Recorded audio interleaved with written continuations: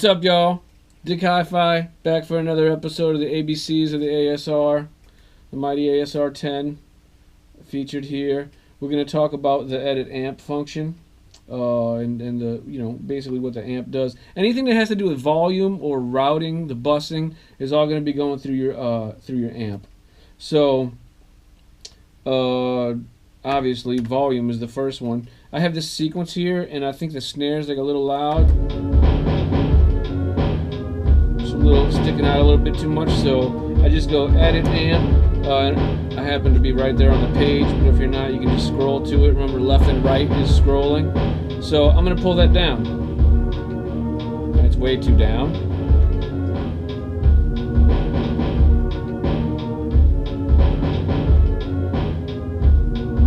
That's more reasonable, right? Alright, so let's go over one more thing too real quick.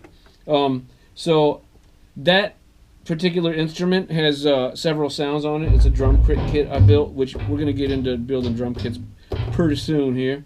So, but to make sure I'm editing the proper wave sample, I'm going to go to edit, right? You're going to see the instrument. It's going to say layer LYR equals 1, WS wave sample equals 2. You want that wave sample, you want the cursor here under the wave sample part. You'll notice as I hit different keys, it changes the number.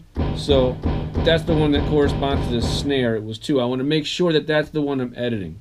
I don't want to think I'm editing the snare and I'm really changing the volume on the kick or whatever, because drive you nuts. So go to amp.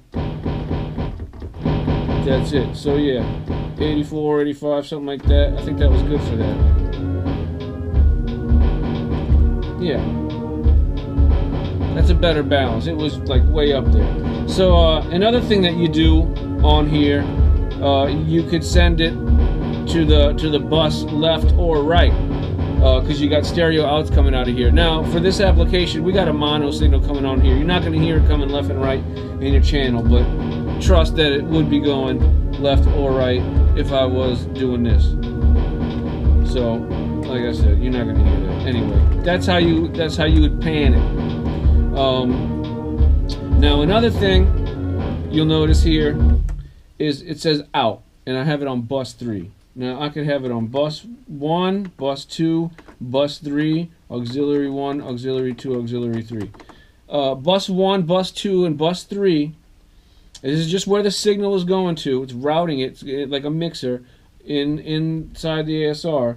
Bus 1, bus 2, and bus 3 are all going to be represented here in your main outs and in your headphones, which is just a copy of the main out signal. There is no separate headphone volume or anything like that, or you can't route it to just that.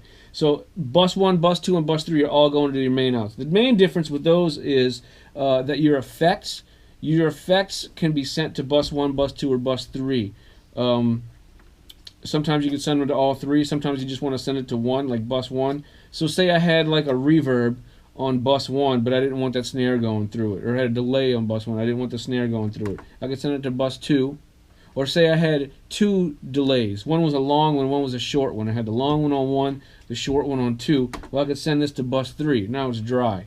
Or any combination of stuff like that. But that's basically what it goes. Now the auxiliary, if you don't have the output expander, the auxiliary is not doing anything. You will not hear it anywhere. It's sending that to here, which the output expander gives you 6 more outs, which is a great thing if you're taking a beat that you have or something, some kind of music or song that you have, and you're trying to dump it into the computer. You're not just trying to go stereo out. This is a great tool. Like I said, they're rare, they're hard to find. But you actually get 8 channels out, so I can send 8 different sources simultaneously out to something. So that's the way I usually work. Is whenever I get my stuff, I route it.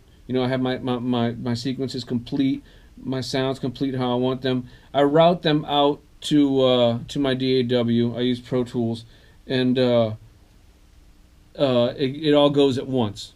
Now, if you don't have the output expander and you're just going to be using left and right, you can still get around it. I mean, you're working in the DAW, it's highly editable. So I gotta find a new word instead of saying editable. But anyway, finally, highly able to be messed with. Anyway, you know, you can do them stereo, 2 tracks at a time, and sync them up in there without a problem. It just takes a little bit longer. You know, also the digital in and digital out, I'm pretty sure there's a way to do that.